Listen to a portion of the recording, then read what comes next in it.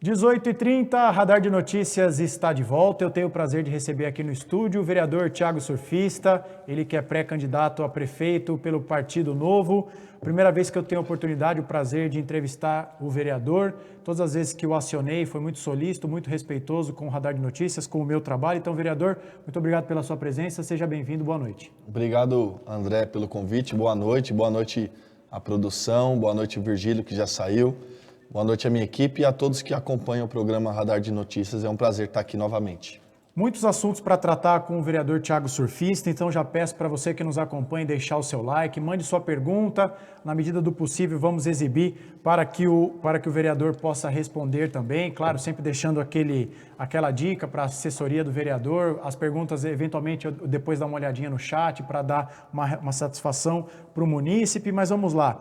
Vereador, só passando para a nossa audiência, né, que provavelmente sempre vem as perguntas, não vai perguntar para o vereador sobre propostas? Sim, vamos perguntar, temos uma ordem cronológica aqui das perguntas, vamos falar sobre tudo, votações na Câmara, propostas, mas vamos começar falando sobre pesquisas eleitorais, vereador. Sim. No dia 21 de junho, saiu do forno a última rodada de pesquisas do Instituto Paraná Pesquisas. O senhor aparece no cenário com todos os candidatos com 5,3% das intenções de voto, tecnicamente empatado com o deputado Alencar Santana e com o deputado Márcio Nakashima, mas está atrás do vereador Lucas Sanches, seu colega de Câmara, que tem 12,3%, do Jorge Wilson, que tem 21,3%, e do ex-prefeito Eloy Pietá, que lidera a corrida eleitoral até este momento. A que o senhor atribui esse cenário momentâneo, o senhor num segundo pelotão, digamos assim, nessa disputa? Primeiro que eu queria dizer que eu tenho uma grande desconfiança dessas pesquisas de vários institutos, inclusive, né? Porque, não sei se você acompanhou, André, eu até fiz uma fala na tribuna da Câmara, sim, coloquei um áudio de um morador lá da Vila Barros e depois eu fui à Vila Barros, conversei com outras pessoas, falaram realmente que passaram lá com formulários de pesquisa. E é muito estranho porque o próprio morador, ele relata que o meu nome estava num formulário que dizia em quem não votaria, mas no nome de quem votaria, meu nome não constava, né? E uma outra pesquisa, o morador me relatou que tinha o meu nome lá na pesquisa, tinham todos os nomes, mas frequentemente o pesquisador induzia a pessoa a falar de um nome específico. Então, assim, cria uma descredibilidade muito grande em alguns institutos e algumas pesquisas. Eu sei que tem institutos sérios, tem gente que faz um trabalho sério, né? Mas eu confio muito nas ruas, né? Conversando com a população, o sentimento que eles têm.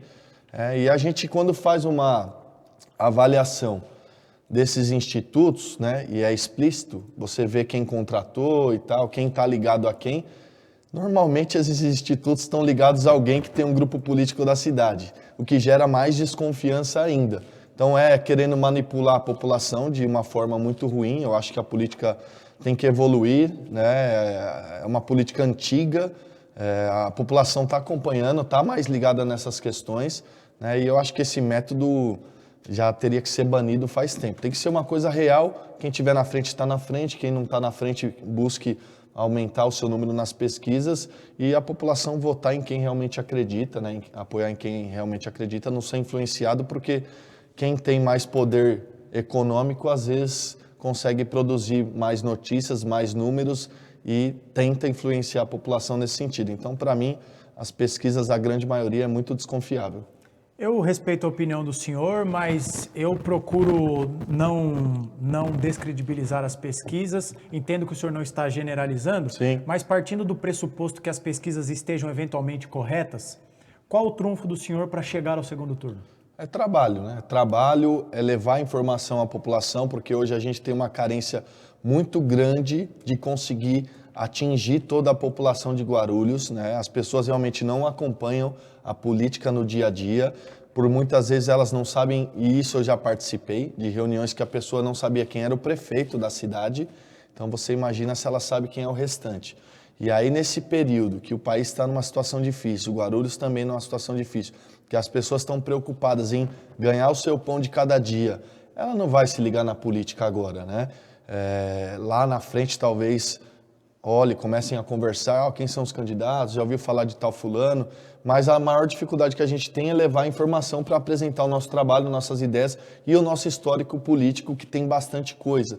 E aí você vê que a nível Guarulhos, talvez algumas pessoas também tentam polarizar, como foi com Lula e Bolsonaro, e esquecem de olhar, de repente, quem está no meio do caminho, que é uma melhor opção, que tem mais qualidade, que tem mais preparo, que tem melhor postura, mas é um grande desafio para nós e a gente está trabalhando firme para chegar nos 4 cantos da cidade e minimamente as pessoas conhecerem um pouco do trabalho do Thiago Surfista. Vereador, eu entrei aqui no Radar de Notícias em janeiro e desde então, desde os primeiros dias em que, antes de eu aparecer aqui na Câmara, eu auxiliava o pessoal só na produção, a gente ouvia um burburinho de que a candidatura do senhor não iria até o fim, de que o senhor seria eventualmente vice do deputado estadual Jorge Wilson. Nós nunca trouxemos isso para frente das câmeras porque a gente sabe que no ano de eleição tem muita especulação, os famosos ataques especulativos para minar uma candidatura, bombar uma outra candidatura. Mas acho que é importante, tendo o senhor aqui na nossa bancada, perguntar se procede isso, se o senhor será o vice do Jorge Wilson, ou melhor, o senhor chegou a ser sondado? Existe essa conversa? Essa hipótese está descartada ou não? Eu sou pré-candidato a prefeito da cidade. Estou construindo a minha trajetória com base nisso. É isso que eu quero chegar até o final, né? A gente sabe que uma eleição para prefeito é muito difícil. A gente faz uma avaliação todos os dias do nosso trabalho, dos nossos números, né? Não adianta eu simplesmente sonhar e dentro de uma realidade a gente vê que não é possível. Hoje eu acredito que é possível, a gente está trabalhando, está crescendo, está progredindo e esse caminho que eu quero seguir. O que se tem na cidade são muitos boatos e muita gente tentando plantar notícias para desconstruir algumas candidaturas e não só a minha, né? Então, eu estou trabalhando firme, estou seguindo o meu caminho. Eu digo sempre que a política é a arte do diálogo também. Eu não sou um cara fechado a nenhuma conversa, mas hoje meu caminho é pré-candidato a prefeito de Guarulhos. O senhor não foi procurado para discutir esse assunto? Não. Maravilha. Uma última pergunta sobre eleição, pré-campanha. O senhor, falaremos disso já já, o senhor integrou o quadro do governo como secretário de Meio Ambiente. Sim. E o senhor não é, pelo menos formalmente, apoiado pelo prefeito Guti, que lançou o deputado estadual Jorge Wilson. Sim. Como alguém que contribuiu com o governo, como alguém que vota com o governo, o senhor se sente magoado, chateado por ter sido preterido como o candidato governista nesse ano? Não me sinto nem um pouquinho chateado. Por quê? Eu entendo as decisões políticas, né? Por muitas vezes se tem que fazer um exercício diferente do que alguns agentes políticos pensam. O prefeito tem lá os motivos dele. Inicialmente a cidade dizia que iria ser o americano, né? E o americano acho que também tinha esse sentimento de que seria ele, mas aí o prefeito acabou escolhendo o Jorge Wilson, segundo informações por base das pesquisas, né? E até por influência do próprio governador. Foi a decisão dele. Eu continuo seguindo o meu caminho, fiz parte do governo, tenho muita coisa que entreguei dentro do governo também. E levo numa boa, não tenho, eu tô aqui, né, vou falar do Corinthians, eu sou corintiano, cara, eu não tenho tempo de ficar triste, de chorar, a gente tem que seguir em frente e lutar, a verdade é essa. É mais difícil buscar reeleição como vereador, tentar ser eleito prefeito ou atualmente torcer pro Corinthians? Filha da mãe. Hoje tá bem difícil o Corinthians, cara, mas eu acho que para ser prefeito é bem mais difícil. Então, bem mais difícil. Foi só para descontrair um pouco, para a gente dar andamento com o astral lá em cima aqui da nossa... Você é santista, você não pode falar muito não. Exatamente, eu vou ficar quietinho aqui da sequência à entrevista. Vamos lá.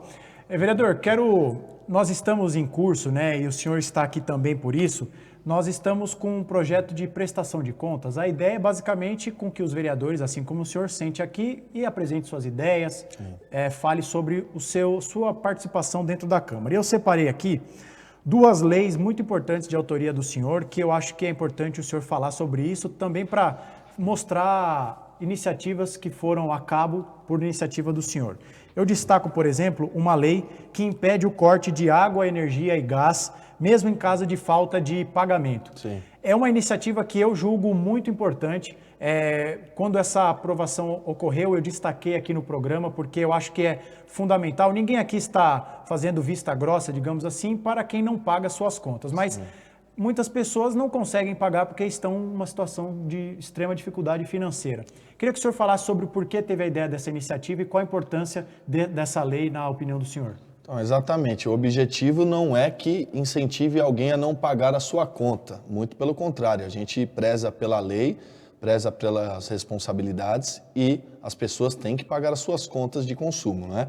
A ideia foi que para que pessoas que têm lá dentro da sua casa, crianças, tem acamados, tem alguém com a dificuldade que não pode faltar um serviço essencial como gás, luz e água, tem um tempo hábil de recorrer ou de ir lá fazer um protocolo, um pedido para acertar a sua conta e não ter o seu fornecimento cortado. Porque imagina numa sexta, no final da tarde, a companhia de gás, energia ou de água vai até lá e faz o corte. Você não vai conseguir falar com ninguém, sexta-noite, sábado difícil, domingo difícil. Então você já vai ficar ali 2 dias e meio sem o fornecimento desse serviço essencial. E aí, se você tem pessoas dentro da casa que não pode faltar esses serviços essenciais, como eu dei exemplo de crianças, acamados, enfim, crianças que têm alguma necessidade especial, né, o impacto que causa na vida dessas famílias, né? Então, segunda-feira a pessoa teria que ir lá, mas já perdeu 2 dias e meio. Então, se não cortando nesses dias, segunda-feira vai alguém lá da companhia na casa e a pessoa vai até o atendimento ou online e aí tenta buscar regularizar sua situação para que não corte, pague suas dívidas e continue tendo fornecimento desse serviço essencial. A ideia basicamente era essa e muita gente ainda não conhece essa lei, né? Essa lei já está sancionada e é importante a divulgação para que você, quando tiver alguém aí na sua casa de uma companhia que não está cumprindo a lei, você apresente e não deixe cortar o seu serviço essencial para que você tenha tempo hábil de regularizar. Parabenizo o vereador pela iniciativa. Realmente estamos falando de serviços essenciais. É fundamental que haja esse bom senso, digamos assim, para evitar que o corte prejudique famílias, prejudique o cidadão de uma forma geral. Outra iniciativa do senhor que eu queria destacar, que foi aprovado, o prefeito vetou e o veto foi derrubado, é do temporizador para os semáforos, desculpe, eu ia falar radares. Sim. Eu queria que o senhor falasse do porquê essa iniciativa, do que o senhor enxerga do ponto de vista de segurança no trânsito, Sim, de alerta para o condutor do veículo, mas também explicar por que o senhor acha que o veto foi derrubado, uma união que não parece tão comum dos vereadores da base com a da oposição e derrubaram o veto do prefeito. Bom, além dessa ideia do radar ou do semáforo com temporizador, a gente tem a ideia de semáforos inteligentes para a cidade. Porque a gente tem um problema de mobilidade urbana, né, que é uma demanda que hoje a gente recebe da população muito grande. E a derrubada do veto, eu conversei com alguns vereadores lá, todos eram a favor, né, do semáforo com temporizador, porque ele também facilita o fluxo e também evita acidentes, né? Imagina que você está dirigindo o seu veículo ali na Paulo Facini, que já teve esse semáforo lá e retiraram, não sei qual motivo. Você está vindo ali e aí você está se aproximando do semáforo. O semáforo está com a contagem regressiva lá de 10, 9, 8. Você já sabe se dá para você passar ou não dentro da velocidade da via, né? Você não vai ter que acelerar ou frear bruscamente. Então isso evita esse tipo de problema, dá maior fluidez, tem um controle maior do tráfego e é uma coisa boa para a cidade. Maravilha. Vereador, vamos falar sobre a passagem do senhor pela Secretaria do Meio Ambiente. Eu vou começar perguntando, acho que é uma pergunta mais elementar, que é, de todo esse período que o senhor esteve lá, por um tempo se desincompatibilizou para tentar o cargo de deputado federal, depois retornou. Qual o legado o senhor deixa na Secretaria de Meio Ambiente da cidade de Guarulhos? Assim, a Secretaria de Meio Ambiente, ela é uma secretaria bem complexa. Ela tem um serviço operacional muito grande e um serviço técnico muito grande. O que nos frustra, não na secretaria, não na prefeitura, mas de maneira geral no serviço público, é a burocracia, porque você tem várias ideias para implantar e por muitas vezes você não consegue porque tem que passar por uma série de processos, de pareceres, de licitação, né?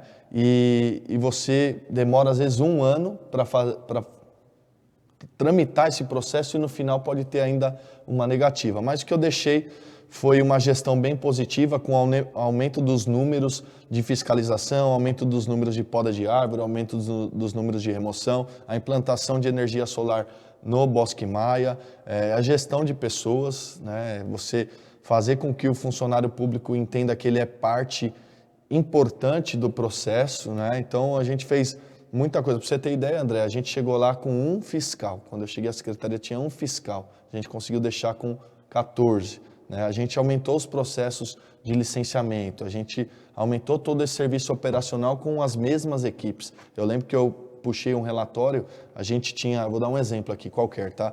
Durante o ano, 1.000 remoções de árvores que realmente necessitavam dessas remoções, que árvores doentes, secas, mortas, com algum tipo de problema laudada pelo biólogo.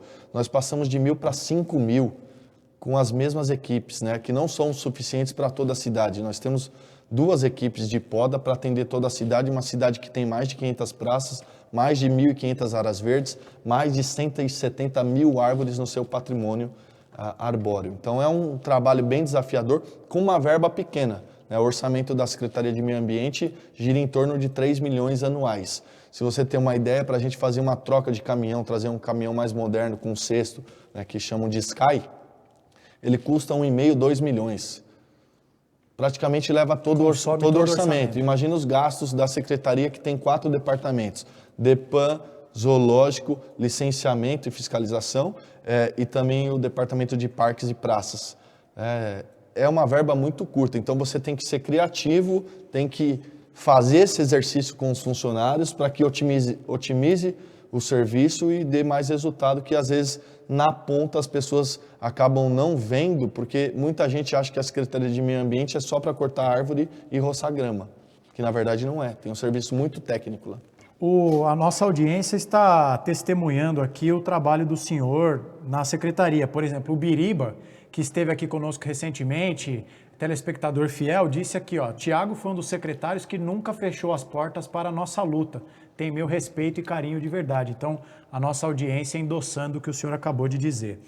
Inclusive, se você estiver gostando dessa entrevista, está nos acompanhando pela TV Guarulhos, pelo Facebook, pelo Instagram, se possível, passe no nosso perfil do YouTube, deixe o seu like. Vamos tentar alcançar a meta de 50 likes para que a entrevista com o vereador Tiago Surfista, pré-candidato à Prefeitura de Guarulhos, chegue para mais pessoas. 18h48. Vereador, ainda sobre a questão do meio ambiente, quero colocar uma questão para o senhor, né? O senhor que esteve, inclusive, no Rio Grande do Sul recentemente, estado destruído por uma das piores tragédias ambientais climáticas da história do nosso país.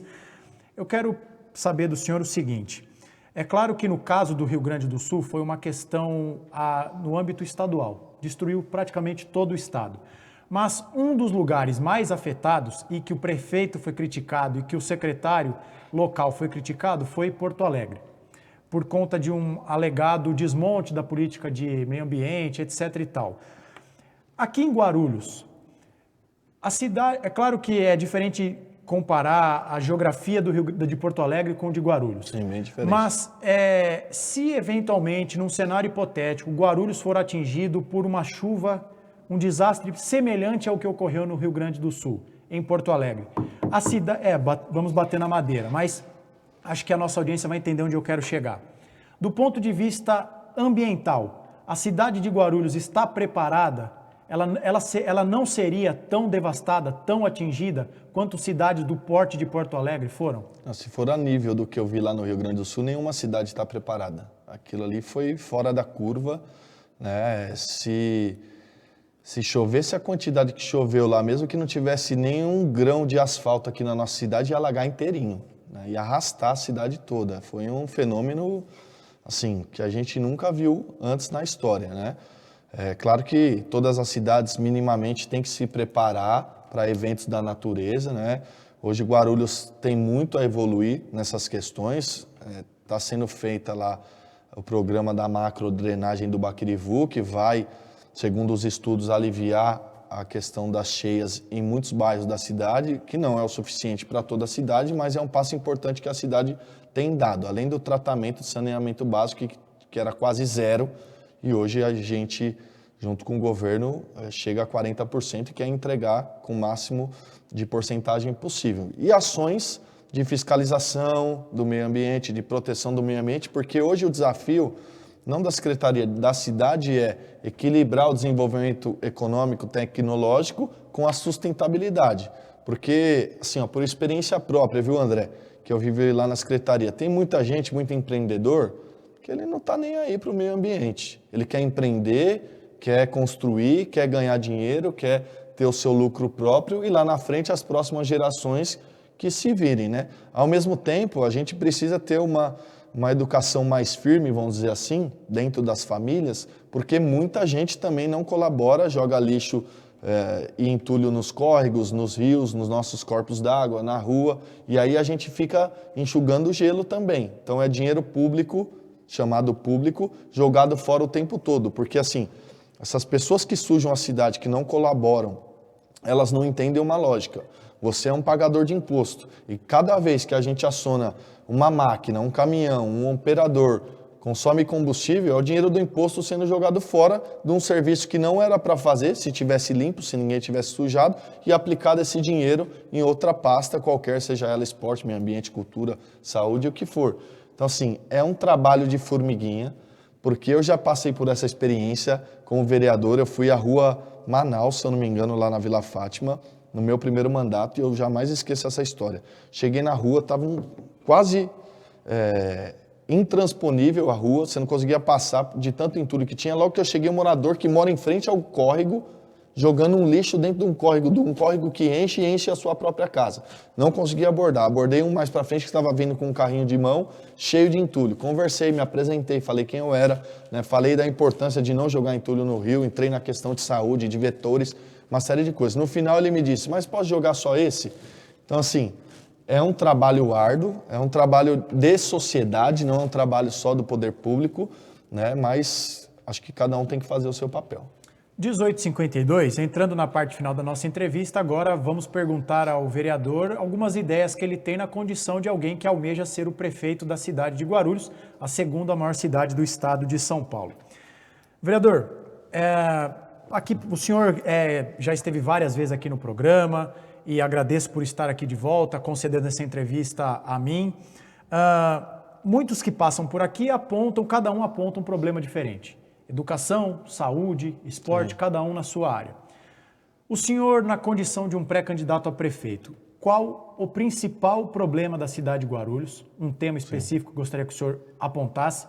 E qual é o plano emergencial, a ação número 1 que o senhor tomará para resolver este problema desta área específica? Tá, eu vou responder de uma outra forma, tá? Fica à vontade. A gente, como vereador, né, como agente público, recebe muitas demandas. A principal delas sempre é a saúde. A saúde é que está em primeiro lugar. A gente está construindo o nosso plano de governo falando com profissionais da área, não só de saúde, educação, segurança, profissionais que entendem na matéria e, ao mesmo tempo, falando com usuários, para entender toda essa lógica, todas as dificuldades e onde a gente pode avançar. Eu tenho dito sempre, por onde eu passo, que assim, em pré-candidatura e na candidatura, muita gente fala um monte de coisa que não vai cumprir. Então não adianta eu ser leviano, vir aqui no programa e falar assim, não, fiquem tranquilos, eu vou trazer 4 novos hospitais para a cidade, o Hospital Pimentas vai funcionar a pleno vapor, o HMU vai ser remodelado novamente, vai ser feito o Hospital da Mulher, nós vamos trazer o Hospital do Câncer e nós vamos dobrar os profissionais da saúde. É mentira, a gente sabe que é mentira. Nós vamos estudar dentro da nossa realidade, dentro do orçamento, dentro do que a gente tem, com esses profissionais e construir um plano de governo sólido e atingível. Uma das ideias que eu tenho, né, que isso é em conversa com a população também, e muita gente é a favor, para a saúde, estender os horários das UBS até as 9 da noite, para atender aquele que trabalha, né, tá no horário comercial, ou uma mãe que tem uma atividade na sua rotina que não consegue ir no horário comercial também e que possa, após o horário comercial, ir lá numa UBS, marcar o seu exame, fazer uma consulta, ter o seu atendimento. E uma outra ideia que a gente está querendo colocar também, que eu já vi que funcionou em outras cidades, já existe, é uma máquina que fornece, ela descarta o seu remédio com a receita fornecida pelo médico na UPA com o QR Code. Então, quebra a questão da fila, quebra a questão de você ir lá na UBS, o prático não está lá, a farmácia está fechada. Então, você pega a receita na UPA com as informações, é prático, vai na máquina, escaneia, a máquina lê, ela disponibiliza 27 tipos de medicamentos, claro que não os de tarja preta, alguns específicos, né? E aí tem uma facilidade de pegar o seu remédio. Então, são ideias que a gente está construindo, a gente vai buscar outras ideias também, né? E trazer a tecnologia de fato a nosso favor e tentar oferecer um serviço de maior qualidade. Como eu falei no princípio para você, o sistema ele é muito burocrático, muito. Para você entregar algo dentro da prefeitura, leva muito tempo. Diferente da vida privada, que você tem lá um orçamento, tem dinheiro, manda o seu setor de compras fazer os orçamentos, 3 orçamentos, viu que é melhor, já compra. A prefeitura é muito morosa, mas a gente não pode usar isso como desculpa, tem que ser criativo, tem que ser proativo, né, tem que ter determinação. E eu tenho experiência do legislativo e do executivo, eu acho que isso me gabarita para estar nessa disputa e eu acho que a gente pode chegar lá. 18h56, só deixando um recado para você que nos acompanha pela TV Guarulhos, ainda temos algumas questões para tratar com o vereador, mas a partir das 19h, vocês sabem, nós precisamos entregar na TV Guarulhos. Então peço para que você que está na TV, a partir das 19h, venha para o YouTube, para o Facebook ou para o Instagram. Vereador, ainda sobre saúde, o que o senhor pensa sobre terceirização na área da saúde? No eventual governo do senhor, o senhor acredita que é um caminho a ser seguido? Pretende não seguir? Defende um modelo de terceirização híbrida? O que o senhor pensa sobre isso? É um tema a ser discutido com a sociedade e com os profissionais, porque muita gente pergunta, né, se é a favor ou se é contra. Eu sempre digo que eu estudo. Então, tem coisa que funciona, tem coisa que não funciona. Então, a gente tem que ver o que é melhor pro cidadão e para a cidade. Vamos dar um exemplo qualquer aqui. Vamos supor que uma UBS, né, ela é administrada pela municipalidade. E aí vou citar o exemplo do SECAP. Eu recebo muitos elogios lá da UBS e do SECAP. Ela é uma referência até. Outras pessoas de fora vêm passar por lá, de bairros diferentes querem passar por lá, porque o atendimento é bom, os profissionais que estão lá são bons. É necessário uma terceirização da UBS e do SECAP? Estou dando só um exemplo, né? Nem sei se pode juridicamente. Não é necessário, está entregando. Precisa melhorar alguma coisa? Precisa. Aí é questão de gestão para melhorar o atendimento, ou a falta de algum medicamento, ou trazer um profissional especialista que não tem lá. Então é uma UBS que funciona, não tem necessidade de terceirização. Agora um outro equipamento que está administrado pelo município, que não funciona, que não entrega, que só tem reclamação. Por que não fazer um estudo de terceirização para ver se vai ser mais efetivo, mais econômico, que vai entregar mais o serviço? Então, tudo pode ser discutido. Eu não sou fechado a nenhum tipo de ideia. Eu acho que a gente tem que pensar e construir o que for melhor para a cidade.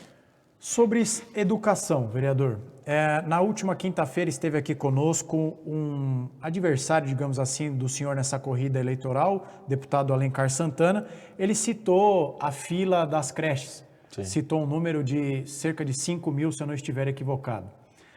É possível zerar a fila das creches? Se sim, o que o senhor pensa? Hoje não é possível. Por quê? E o que o senhor acha que é possível fazer para mitigar esse cenário, então? Hoje não é possível por todos os equipamentos que a gente tem, pelas conveniadas que a gente tem, pela estrutura que a gente tem. A gente tem que buscar construir novas creches, tem que buscar ampliar os convênios conforme as demandas. Hoje eu sei que tem bastante criança fora da creche, não sei o número atual, real, né? O Alencar falou 5 mil, não sei de onde ele tirou esse dado, mas eu recebo demandas de mães pedindo vaga em creche. Então a gente tem que trabalhar nisso. Uma das minhas ideias também é, pensando num público específico, são creches noturnas, de pessoas que trabalham na madrugada, no aeroporto, em feiras, enfim, é uma ideia que a gente quer construir também. E aí é fazer o exercício da gestão da educação, porque a educação é o maior orçamento da cidade, ela 25% é obrigatório para a educação. Então se a gente fizer uma boa gestão, acho que dá para mitigar, né, a questão das vagas nas creches, ampliar o número de vagas e buscar zerar. Lógico que esse é o objetivo, mas dentro da nossa realidade hoje não daria. Mas a gente tem que buscar isso, tem que buscar zerar essa fila e não deixar nenhuma mãe com essa agonia de não ter uma vaga na creche na nossa cidade. 19 em ponto, a partir de agora, você nos acompanha pelo YouTube, pelo Facebook e pelo Instagram. Agradecemos a você que nos acompanhou pela TV Guarulhos. Vamos ficar mais alguns instantes aqui com o vereador, a quem mais uma vez, a ele, a sua equipe, agradeço pela presença, pela franqueza nas respostas, por abrir um espaço na sua agenda para estar aqui no Radar de Notícias. Vereador, sobre trânsito, mobilidade urbana, nós recebemos aqui diariamente diversas reclamações. Hoje mesmo, se eu não me engano, foi o Daniel, que estava aqui no chat do Facebook, falando algo que vai na linha de que a sensação que a população tem é que até um pouco tempo atrás, o trânsito na cidade de Guarulhos ele era regionalizado, focalizado em alguns pontos, mas que agora a impressão dele e que é de muitas pessoas é que o trânsito se espalhou por toda a cidade de uma forma geral. Os críticos da gestão Guti dizem que um dos problemas é porque não construiu ponte, viaduto, nada se fez. Certo. Por que o senhor acha que isso acontece, essa disseminação do trânsito por vários pontos da cidade e o que o senhor propõe para pelo menos melhorar isso? Historicamente, a cidade não se preparou, né, para todo esse crescimento, para toda essa demanda, e hoje a mobilidade urbana realmente está em alta. Nós temos obras aqui na Fernão Dias, que também atrapalha a questão do trânsito.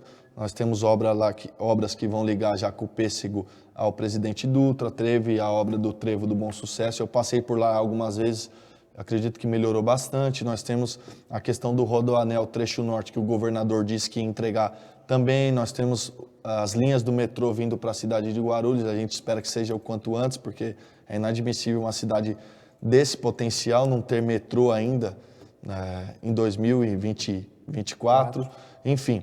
Mas a gente está conversando com algumas pessoas, inclusive por coincidência ou não, as pessoas mandam essas sugestões para nós. Um amigo meu me mandou, por que não fazer uma passagem de nível entre a Paulo Facini e Tiradentes? Que aí você não para o fluxo de veículos.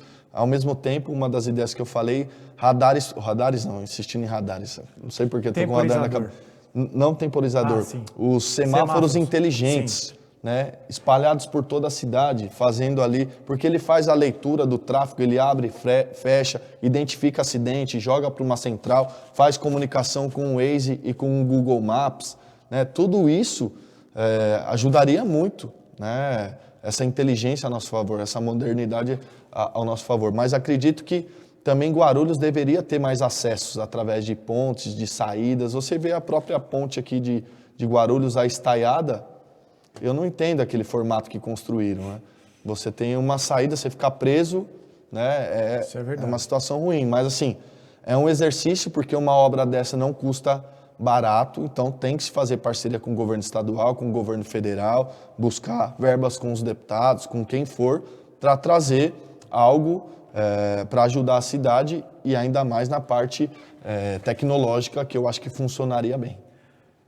Vereador, pensando na racionalização das políticas públicas, na aplicação mais consciente das ideias, o que o senhor pensa da adoção de subprefeituras aqui em Guarulhos? Uma cidade com quase 1,5 milhão de habitantes, que as diferentes regiões têm diferentes realidades, características. O senhor é simpático com essa ideia? Sim ou não e por quê? Hoje nós temos as regionais, né? Não sei se chegaria a ter uma similaridade, assim, só mudaria a nomenclatura. É como eu te falei, né? Eu sou um cara estudioso, eu sou um cara que discute ideias, e se a gente achar que uma subprefeitura com alguém capacitado, com uma equipe técnica capacitada, vai aumentar a produção de serviço nas regiões, por que não? Hoje a gente tem as regionais, a cidade passa por algumas dificuldades, inclusive financeira, né? E só mudar uma nomenclatura acho que não resolveria. Acho que tem que se criar um organograma, um modelo de trabalho que aí seria mais efetivo, independente do nome, poderia até ser subprefeitura, mas que funcionasse diretamente no atendimento ao cidadão na ponta. Vereador, para a gente encerrar, é claro que nós temos pouco tempo para discutir uma cidade da complexidade de Guarulhos. É verdade. Então, antes de encerrarmos, eu queria passar para o senhor a palavra para que o senhor mande o seu recado final e, principalmente, se tem alguma ideia que o senhor enxerga como estrutural do que o senhor pensa para a cidade de Guarulhos, que as minhas perguntas não permitiram que o senhor abordasse. Então, fique à vontade, o espaço é do senhor. Acho que você perguntou bem sobre alguns temas importantes, né? O que eu digo para o cidadão guarulhense nesse momento é que nós teremos uma decisão importante em outubro, né? O cidadão guarulhense vai decidir quem vai governar a cidade a partir de 2025 e que minimamente ele pesquisem quem são os pré-candidatos, né? Avaliem a vida de cada um, o trabalho de cada um, o que já fez, o que não fez, o seu histórico, para fazer a melhor escolha.